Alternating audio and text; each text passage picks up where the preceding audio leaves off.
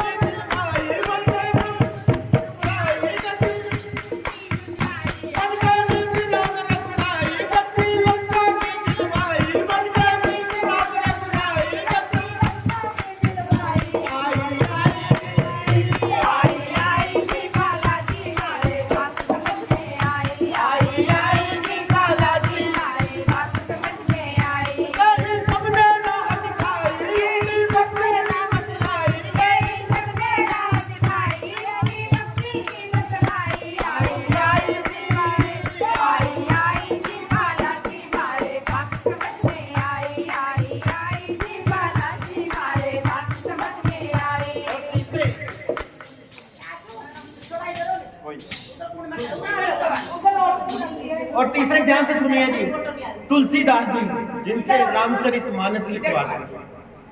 आम बात नहीं जी, हर कोई नहीं लिख सकता, लेकिन इन्हीं की कृपा से वो रामचरितमानस लिख सकते हैं। तुलसीदास भगवान की जय हो। तुमने तुलसी को